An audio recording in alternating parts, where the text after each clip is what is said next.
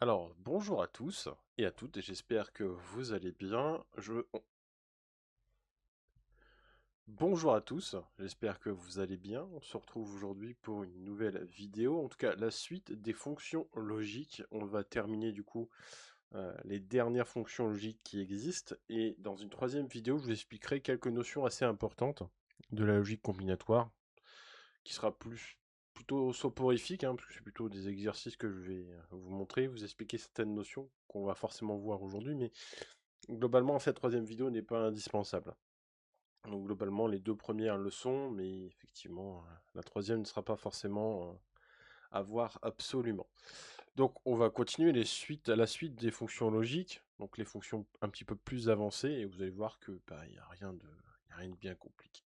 On s'était arrêté sur la fonction d'inhibition, il me semble, sur la dernière vidéo, et donc vous allez voir qu'on va reprendre vers une fonction qui est tout son inverse, qui est l'implication.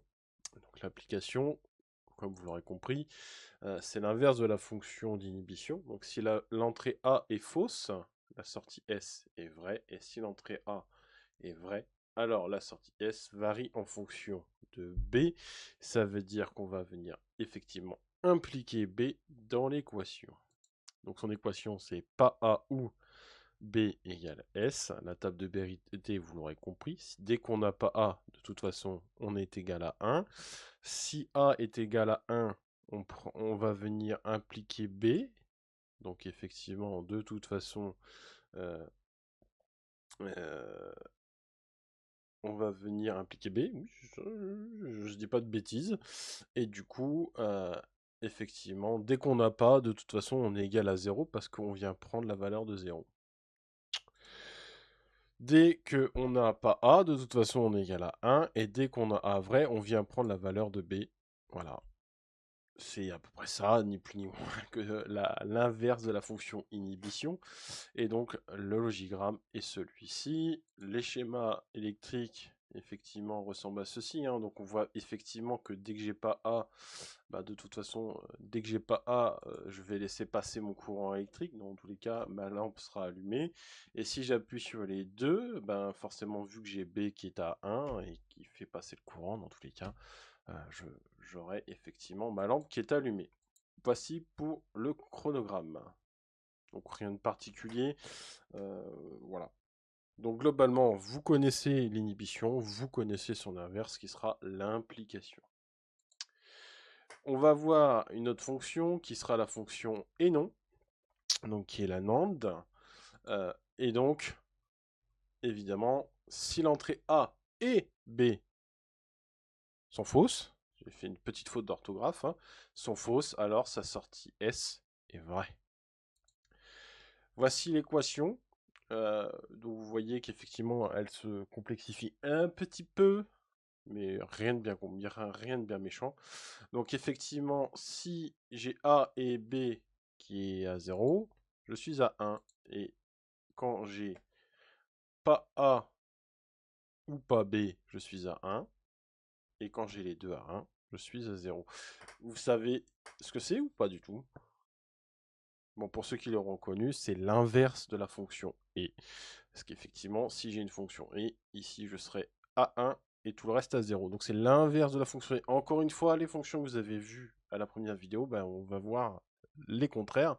Et vous allez voir que c'est pas si compliqué de tous les retenir. Il faut en connaître certaines, mais clairement, rien de bien compliqué. Voici le logigramme. On voit effectivement, comme la première vidéo, son complément. Donc on fait l'inverse de la fonction et. Voilà. Au niveau du schéma électrique, il n'y a rien qui change. Je vous laisse déterminer, mais effectivement, on ne fait ni plus ni moins que reprendre la table de vérité. Et le logigramme, il est celui-ci. Une autre fonction, ça va être le ou exclusif. Alors, le ou exclusif, vous pouvez le rencontrer chez vous, tout bêtement. C'est par exemple le va-et-vient de votre montée d'escalier. Si vous appuyez sur les deux en même temps, les boutons en même temps, ce qui est physiquement pas possible, mais si vous prenez une connaissance qui puisse vous aider, vous vous dites un top, vous appuyez sur le bouton, vous verrez que vous n'arriverez jamais à allumer la lumière. Ou une fraction de seconde parce que vous n'êtes pas en adéquation avec votre collègue.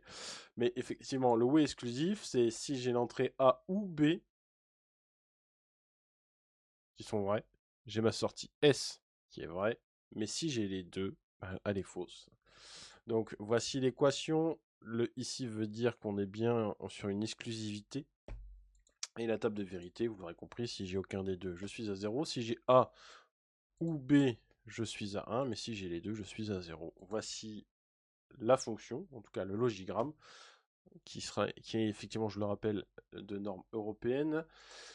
Ici, le schéma électrique. Ici, le petit tiret que vous voyez ici, ça veut dire qu'ils sont liés mécaniquement. C'est-à-dire que de toute façon, vous ne pouvez pas avoir A 0 ici. Et voilà, enfin, ils sont liés mécaniquement. Et donc, on a ceci en câblage. Et on voit que de toute façon, quelle que soit la manière dont on appuie, si on appuie sur les deux en même temps, de toute façon, il ne se passe rien. Et si on appuie sur aucun des deux, il ne se passe rien. C'est vraiment votre va-et-vient. Clairement. Et du coup, vous avez le chronogramme qui, effectivement, il n'y a pas de secret, il n'y a pas de nouveauté, il n'y a pas de surprise. Voilà, pas de surprise. On va parler d'une fonction qui s'appelle l'équivalence. L'équivalence qui est la XNOR. Et globalement, si l'entrée A et B sont dans le même état, alors sa sortie est vraie. Vous allez me dire, mais en fait, c'est l'inverse du ou exclusif. Ben oui, enfin, globalement, je vais pas réinventer la poudre, hein, clairement. Et effectivement, ce symbole signifie l'équivalence. Et dès qu'on a, en gros, dès que A et B ont le même état, la sortie S sera à 1. Donc si A et B est à 0, bah, je suis à 1. Si j'ai A ou B qui est à 1, dans tous les cas, je suis à 0. Et si j'ai les deux à 1, je suis à 1. Voilà, et donc c'est une fonction où on vient rajouter juste le petit rond avec effectivement le complément, et ben ça vous fait une équivalence. Voilà. Schéma électrique, on reprend le même. Globalement, c'est exactement la même chose, sauf que bah, effectivement, si j'appuie sur les deux en même temps ou que j'appuie sur aucun des deux, bah, j'ai ma sortie qui est à 1. Et dès le moment où je vais appuyer, et ben, effectivement, voilà. Alors ça, globalement, est-ce que on l'utilise? Oui. Dans les schémas électriques, on peut les utiliser notamment pour des schémas de commande. Par exemple, pour une commande de pompe ou une commande de moteur, on vient mettre des sécurités et effectivement, on vient faire une équivalence. Par exemple. Le chronogramme, ici, bah, il ne change pas, hein, globalement. Voilà, rien de, y a rien de suspect. On va voir la non-ou, qui est effectivement la NOR. La NOR, si l'entrée A ou B sont fausses, effectivement, la sortie S est vraie. Voici l'équation. La table de vérité, quand j'ai aucun des deux, je suis à 1. Quand je suis à B égale 0, je suis à 1. Et quand je suis à A égale 0, je suis à 1. Et quand j'ai les deux, je suis à 0. Est-ce que ça vous rappelle pas une fonction? Ça vous rappelle pas de fonction? Non? Ça vous rappelle rien? Ah, c'est l'inverse de la OU. Eh oui, enfin, on réinvente vraiment pas la poudre, c'est l'inverse de la OU. Effectivement, on a une fonction OU et on a son complément qui fait l'inverse. Voilà. C'est ni plus ni moins que ça. Et effectivement, le schéma électrique, ben, on reprend une fonction OU, hein, c'est exactement la même chose, sauf que effectivement, on inverse les contacts. Voilà. Donc en fait, vous touchez à rien, ça s'allume, vous touchez, ça s'allume plus. Voilà, terminé, basta, c'est pas plus compliqué que ça. Voici le chronogramme qui est important. Alors, on a vu les fonctions, à peu près toutes les fonctions, mais il y a quand même une petite particularité. Pour les plus observateurs d'entre vous, vous aurez peut-être identifié qu'il y a des fonctions qui peuvent être utilisées pour faire d'autres fonctions. Et ces fonctions, eh ben, on appelle ça une fonction universelle. Et effectivement, là, ou non, est effectivement une fonction universelle, et comme je l'ai expliqué, une fonction universelle est dite universelle dès le moment où elle vous permet de faire des fonctions de base. Une oui, une non, une et, une ou. On revient toujours sur ce trio gagnant que j'ai annoncé au début. Pour une meilleure compréhension, évidemment, je vais refaire une troisième vidéo où je vais plutôt aborder l'algèbre de Boole et les lois de Morgan très brièvement. Hein, je ne vais pas vous faire une vidéo d'une heure là-dessus, mais je vais quand même faire une troisième vidéo vraiment pour vous donner une vidéo solide sur la logique combinatoire et on arrêtera la logique combinatoire parce que il n'y a plus grand chose à dire là-dessus. Alors, pour faire une fonction oui, par exemple, avec effectivement une ou non, elle se fait comme ceci. Bon, voilà, on en utilise 3, on fait une fonction oui. Voilà, donc on peut faire une version simplifiée comme ceci. Bon, ni plus ni moins, ça fait une fonction oui, hein, on va pas se cacher. Une fonction oui, qui va se faire comme ceci. Et une fonction ou, qui va se faire comme ceci. Je vous laisse le temps de regarder. Mais effectivement, une fonction ou non vous permet de faire ces 3 fonctions. Donc globalement, vous allez me dire, du coup, pourquoi apprendre tout le reste alors que globalement, si on apprend que celle-ci, on peut faire 3 fonctions. Oui, je suis d'accord avec vous, mais c'est quand même bien de le savoir, et c'est quand même bien de savoir qu'avec une fonction ou non, on peut faire effectivement d'autres fonctions plutôt logiques. Alors, dans la vidéo, il y a une autre fonction universelle, je vais vous laisser la chercher, et effectivement ici on voit la simplification. Je vais vous laisser la chercher et si vous ne l'avez pas trouvée, je vous donnerai la réponse un petit peu plus tard. Je vous laisse le temps de chercher, hein, allez, moi je vais me chercher un café, vous inquiétez pas. Prenez tout votre temps, en tout cas moi j'ai mon temps, hein. Pas de souci. Je vais me chercher un café, je reviens. Bon, vous avez trouvé ou vous n'avez toujours pas trouvé? Bon, allez, je vais vous donner la réponse, c'est la et non. Effectivement, la et non vous permet de faire quand même pas mal de fonctions. Par exemple, une fonction non, qui va se symboliser comme ceci. Une fonction oui, qui va se symboliser comme ceci.